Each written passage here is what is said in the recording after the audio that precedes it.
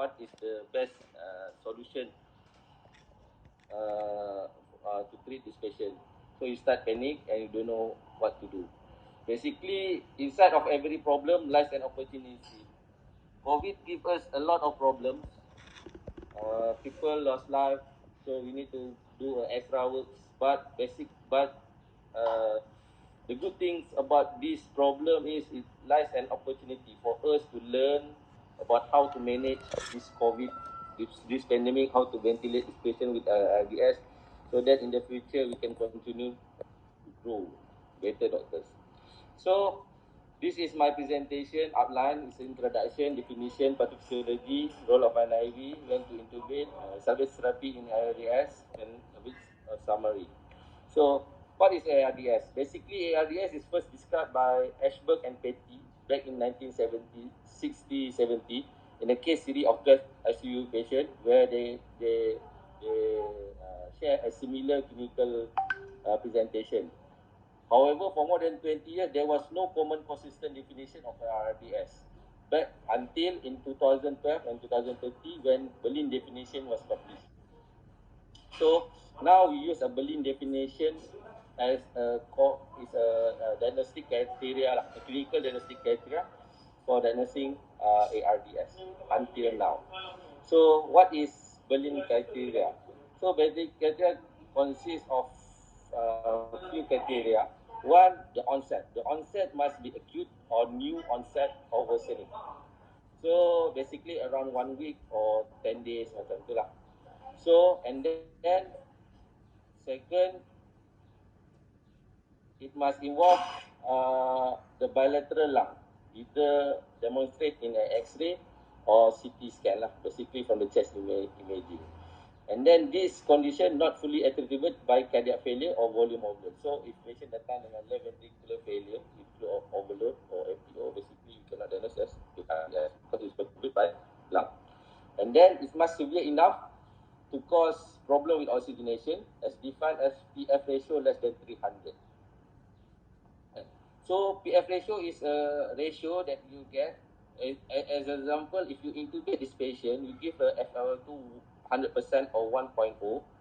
So you take an ABG, PO2 around 60. So the PF ratio is 60. 60 divided by 1.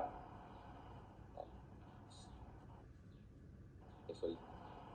So in ARDS, they further categorize the severity based on mild, moderate, and severe based on PF ratio.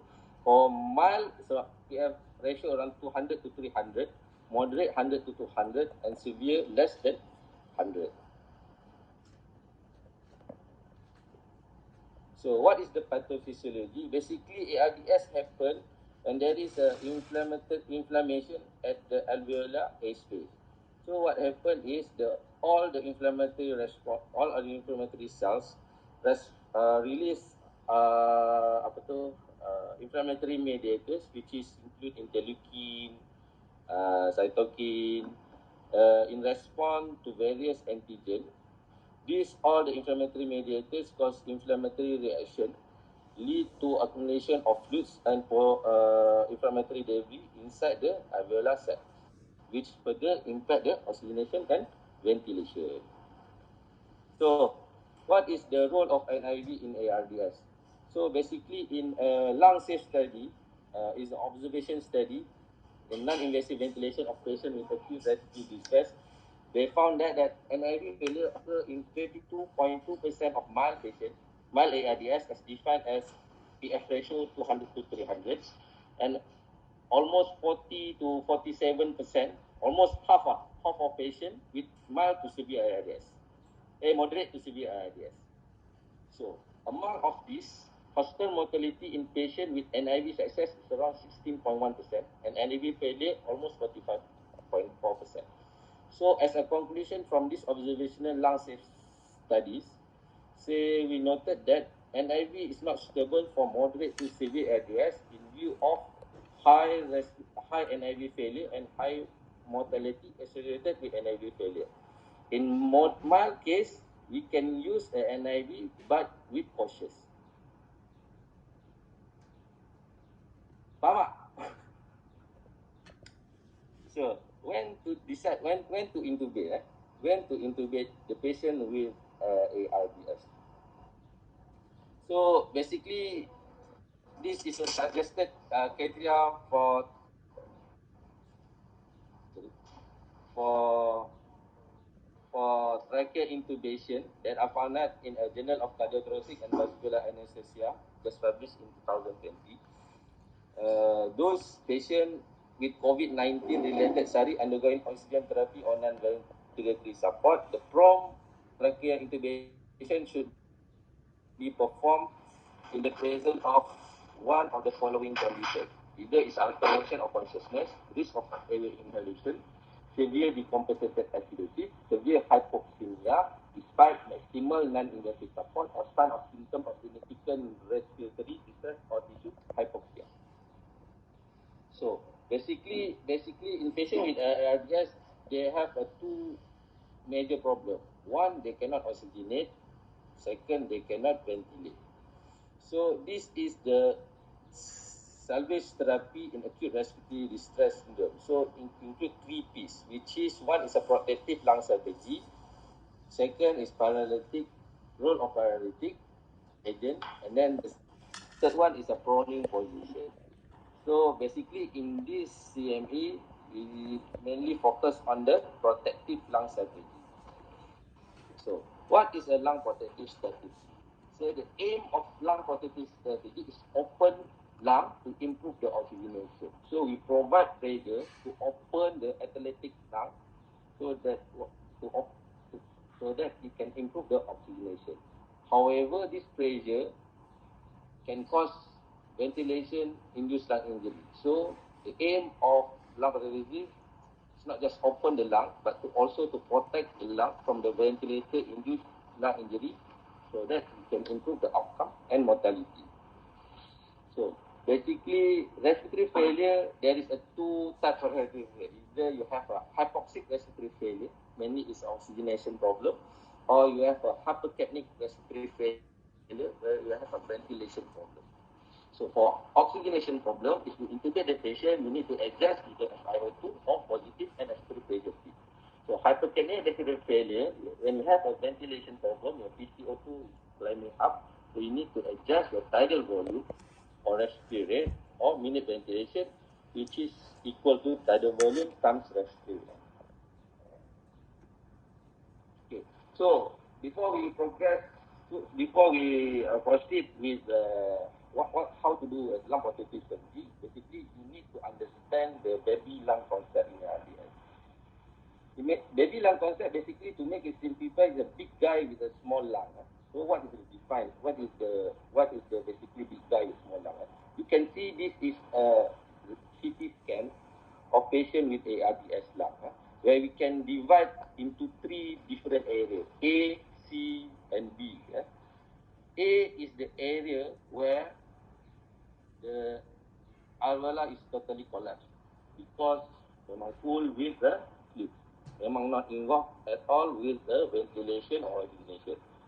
So the C is a partially collapsed alveolar. So this C may involve in the oxygenation and ventilation. So the B is a normal lung. Is a normal lung. Only this B yang 100% function. So if you give a pressure to open the A and C area, it's not distributed equally in both three areas. So maybe the A cannot get because it's totally collapsed, the pressure. The C maybe get a partial, but the B will absorb every pressure that you give. So in view of that, the C might be open up a little bit. The A may be not open, but the B might be cause injury. Understand tak? Tak faham Tak faham So basically dari tiga area lah. A collapse, C partially collapse. So B is open, normal. Okay. So if you give a pressure in normal lung, it will equally distributed. So let's say A, C, B in normal lung, they will get normal equal volume. If you give, let's say I give 300 tidal volume. So the A will get 100, the C will get 100, the B will get 100. But in in a ARDS, because of A memang dah totally collapse, if you give a 300, A will get 0 because it's totally occluded. The C partially, maybe it will get 150 of tidal volume, but the B will get the remaining amount, which is 250. But the problem with, if you give too much volume at the B area, it will cause increase in mechanical pressure that will injure the B side. Understand? Boleh kot? Boleh. Okay. So basically, for ventilator-induced lung injury, there is a either volutrauma, atelectrauma, biotrauma, barotrauma, or oxygen toxic effect. This is the main component lah. So volutrauma mainly because of over distension. When you give too much tidal volume. Atelectrauma basically is a repeated recruitment and collapse that cause atelectrauma. Biotrauma because of the inflammatory mediators related to inflammation, just I mentioned just now. Barotrauma due to you give too much high pressure induced lung damage. So the oxygen toxic effect because you give too much FiO2 for a long period of time.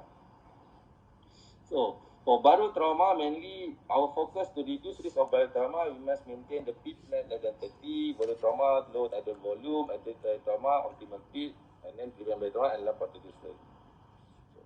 So what is tidal volume? Tidal volume is amount of air that move in or out of the lung with each respiratory cycle. Okay, so the more tidal volume you give, the more volume of air goes in and out to the lung, the more gas exchange happen. So basically, our tidal volume we give based on either predicted body weight or ideal body weight. So in predicted body weight or ideal body weight, basically it's the height is determined the weight. Not let's say if this patient is obese, short and obese, basically they have a small lung. However, if the patient is tall and thin, they have more big lung. So as a conclusion, the higher the patient, the higher the tidal volume. The shorter the patient, the smaller the tidal volume. We not depend on actual weight. Let's say patient too obese, 80 kilo, 100 kilo, we don't use that weight. Okay? Okay. So, in lung protective strategy, basically, important for us to use a low tidal volume. Low tidal volume, around 4 to 6 mil per kilo lah. And then we adjust according to P-plate and driving pressure. Kak Dia! Less than 30, driving pressure less than 18. Okay, so this is the that I mentioned just now lah, almost the same lah. Basically, in normal lung, if you give a tidal volume for 100 cc tidal volume, it will well distribute into these three normal alveoli. However, in a RDS with baby lung, if you give a tidal volume for 100 cc, it's not well distributed because the area, the red area ni ada fluid field, so there is no air can enter. But some athletic alveoli, if you give a 500 cc, there might be some volume goes into this alveoli. But unfortunately, for the relative normal alveoli, they will take all the pressure, which further cause stress and trauma. Okay. So to know we must know that these P pressure lah, peak pressure, P plateau, and driving pressure. If you go to the ventilator, you go to the monitoring, you can see this graph. You see, it's a airway pressure versus time. So there is a three important pressure here. One is a peak pressure. Peak pressure is basically a pressure need to overcome the airway resistance and pressure needed to distance the alveoli. That's the peak pressure. In other words, peak pressure is the summation of pressure of large and small airway pressure. Understand? Tak faham? Okey. Tak faham tak? Tak faham lah. Okey. Okey. So, apa itu? Faham tak? Macam tak ada respon ni. Faham. Okey, faham. Tak faham tanya tau. Bos, tulisan tak nampak. Apa? Tulisan tak nampak. Warna kuning tu. Increasing pressure. Oh, okey. Tak nampak Alamak. Saya tak nampak. Tulisan yang atas tu, peak pressure, bawah dia airway pressure plus alveolar pressure. Ha. Oh, dia tak nampak Nanti dia orang tak nampak sebab dia orang ni tak ada makanan, hypo. Oh, lama. Bos, kita orang dah makan dulu soto tadi. Oh, makan. Tahu betul dah dia. Tak apa, nanti saya share slide. Okey. Okey okay. So basically peak pressure ni adalah summation of large dengan small airway pressure. Faham tak? Maksudnya pressure daripada tube ETT pergi ke airway trachea sampailah ke alveoli. That's the peak pressure. So when we pulse, kita buat inspiratory pulse, nanti kita akan dapat plateau pressure. Plateau pressure ni basically senangnya small airway and alveolar pressure. Basically pressure yang dekat alveoli tu. Itu yang lagi penting. So the higher the pressure inside the alveoli, the risk untuk dia pecah tu lagi tinggi. So it's very important to maintain the pressure, the P-flat tu less than 30. If you give too much pressure to the alveoli yang dah already affected, so basically it will increase the risk untuk dapat volutrauma or barotrauma. Okay. So the next step is driving pressure. Driving pressure ni is the pressure the pressure P-flat minus peak. Kan?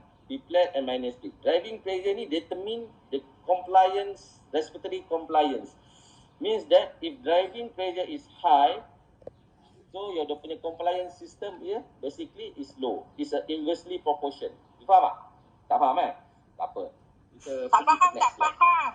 Tak faham. Kita pergi next slide. Saya tahu you tak fahamnya. Kita pergi slide yang lain. Jangan risau.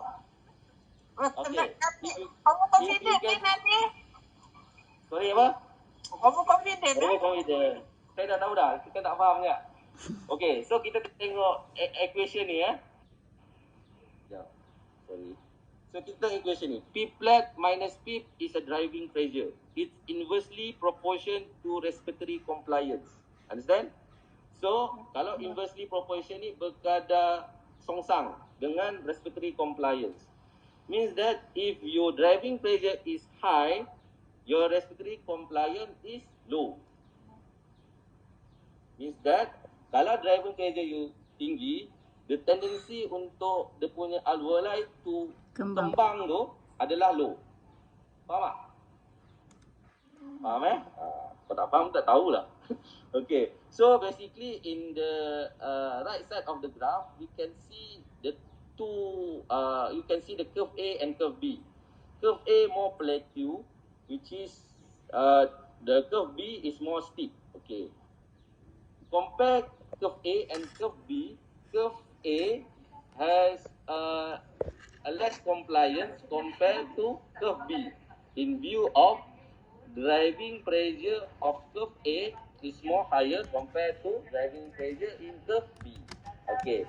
Kalau tak faham juga, kita ada buat satu lagi. Okay. Let's say we have two patients. With one patient is high compliance lung at the end of expiration, and then the other patient is low compliance lung at the end of expiration. Okay, understand? So we decide, we intubate this patient and we give both a tidal volume around 500 ml. Okay. So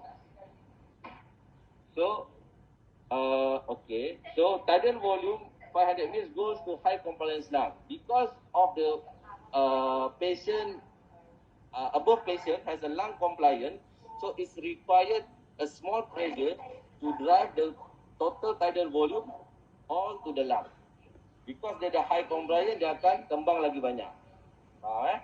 So, bila yang ke bawah pula, yang low compliance, kita nak bagi tidal volume dia 500 mils. Kita bagi, but because of the low compliance, dia macam dia stiff, so we need a higher driving pressure to push the 500 mils into this low compliance lung. So even though we give same amount of volume, which is 500 mils, to the high compliance and low compliance, but we can see the difference. The high compliance dia kembang baik. The bawah punya, yang biru punya tu kita tengok dia kembang kecut je. Kan? Tapi the problem is the atas high compliance will provide a low driving pressure, which is will cause low mechanical stress compared to bawah, because they provide a high driving pressure, which further cause high mechanical stress. Nampak? Nampak. Okay. So, what is the evidence of this driving pressure? So, this is studies by Amato et al. And their members in 2015 in New England Journal. They found that they have the sampling about 3 patients. The above graph is a driving pressure and the graph below is a mortality. They noted in a sampling A, when they increase the plateau pressure, when they increase the driving pressure by maintain the PIP and increase the P flat, they noted that the mortality rate is increasing. Understand? Okay. Understand, Okay. So, in sample B, they increase the PIP and also plateau pressure, but they maintain the driving pressure. So, they noted that the mortality is same. And the sample C, they increase the PIP, they narrow the driving pressure by increasing the PIP and maintain the PIP plateau. They noted that the mortality rate is decreasing. So, this is the summary. If you increase the driving pressure, basically the mortality rate will increase. If you keep the driving pressure at the same level, the mortality rate is same. If you the driving pressure is falling, basically the mortality rate also falling. So this makes conclusion that if you lower the tidal volume, automatically you lower the P flat. When you lower the P plateau, you lower the driving pressure.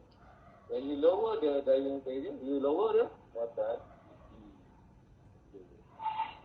So the next step is positive and accessory pressure. Apa?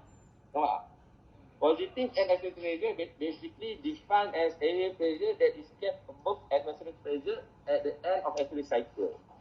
Basically, the positive effect of PIP and negative effect of PIP, basically we know lah.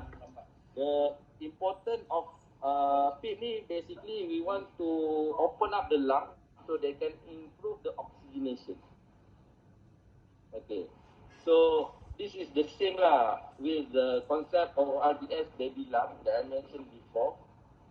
If you give an optimal PIP is not well distributed, one get more, one get less, one get nothing. The problem with alveoli that get more, they will increase the risk untuk dapat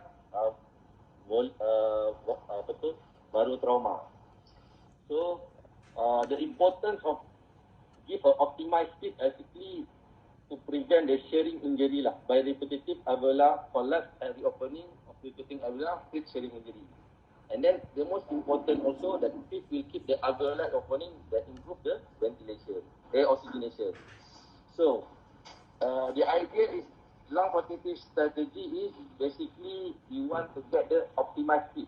Optimized PIP means that you improve the maximum oxygenation but keep the alveoli not too distant to increase risk of barotrauma or not totally collapse to prevent the atelic trauma. Faham tak? So to get the optimal peak basically is not easy because patient, every disease like ARDS come with spectrum. You don't like patient left side and patient my right side basically is different. In this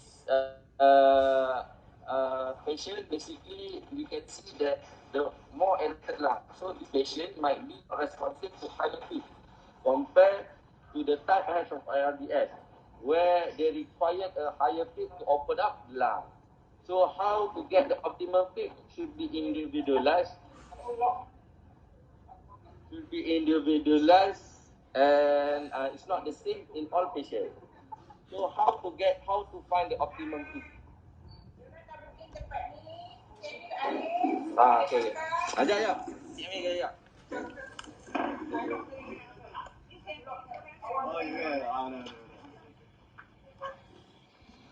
Sorry gangguan. How to find optimum peak? Basically, not everybody, not really known lah how to find optimum peak.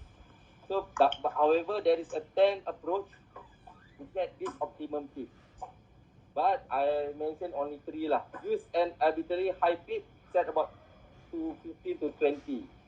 Or we use set the peak to slightly above the lower inflection point, or we can use the ARDS net peak FiO2 escalation table. Or if you want to read, there's another 7 lah. How to get the technique to get the optimum peak. Okay. So basically, I want to use this one, a lazy man approach. What is a lazy man approach? Basically, we setting the peak around 15 to 20 for severe ARDS patient may be a reasonable approach based on the studies by Gattinioni et al. 2016. This is from the assumption that empirical evidence demonstrate that higher peaks improve the survival. And then it's supported by meta-analysis from 3 big trials, which Avalai, Love, and Express trials that mention that high peak usually give a small mortality benefit around 5%. Okay, understand? Okay. So the second technique is we use this table lah, ARDS net protocol. ARDS net protocol where they have a FiO2 and peak table. So the problem with this ARDS net protocol, basically, we can see that if the patient we intubate, mainly we give a FiO2 1. But according to this table, if you set the FiO2 1, you need to set peak from 80 to 20 pounds. I don't think we there enough to give this kind of peak lah. So what we can do is basically we can start peak at 10. We can set a peak at 10 or 12. And then when we try to match the FiO2 later lah, bring down the FiO2 to match the table. Okay. So the next thing is we can use the lower inflection point. Lower inflection point. This volume pressure curve, basically you can get from the ventilator. You set the monitor, you can get this graph lah. But the patient to see this graph, basically you need to have a paralyzed patient. You need to give a paralytic agent for this patient lah. So what you need to do is how you get the optimized peak. You see lower inflection point where you can get as long as you give it near to this lower inflection point, basically this is an optimized peak.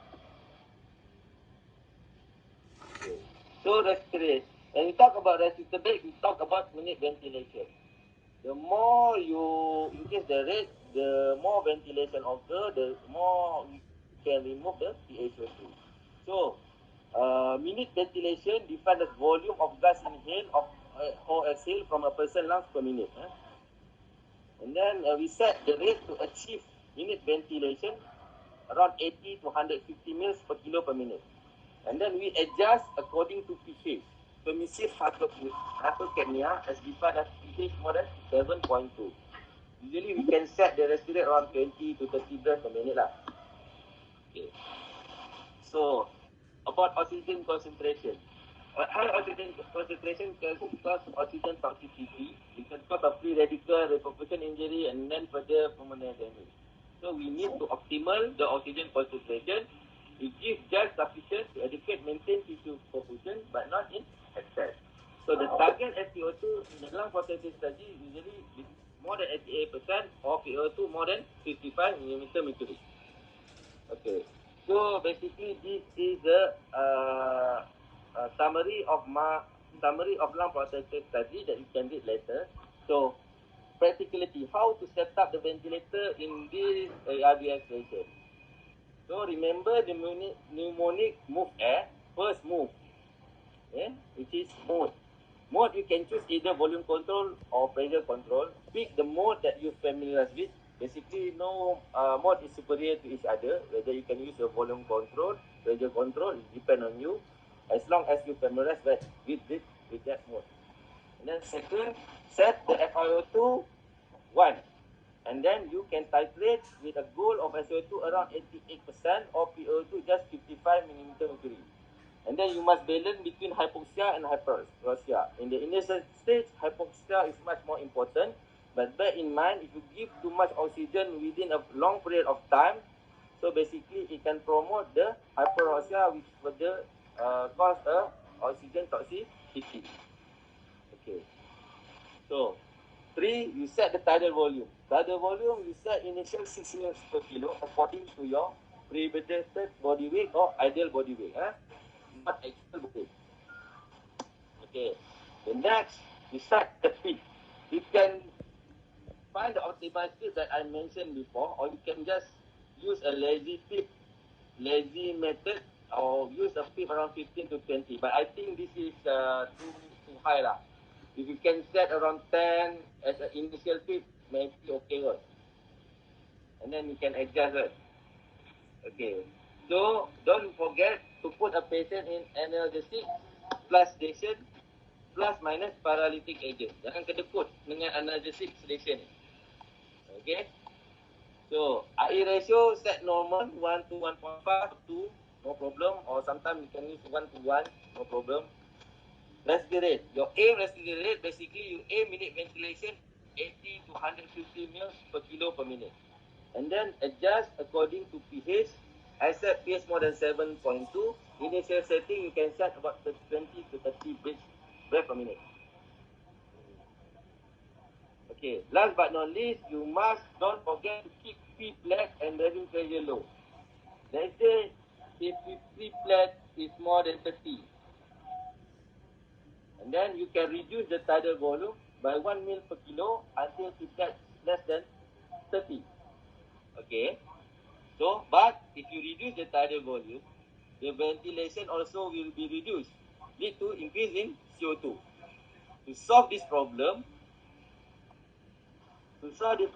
you can increase minute ventilation by increased respiratory rate. You understand? Then assess the driving pressure, assess less than 80.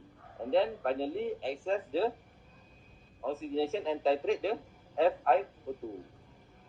Okay, understand? Yeah. Okay. So in prone position, faham tak? Ada siapa nak tanya tak bab ni? Tak ada Faham tak? Okey kot bos setakat ni. Ventilation ni? Boleh. Tak, dia tolak flat, tolak dari protect. Flat ada dekat ni, monitor.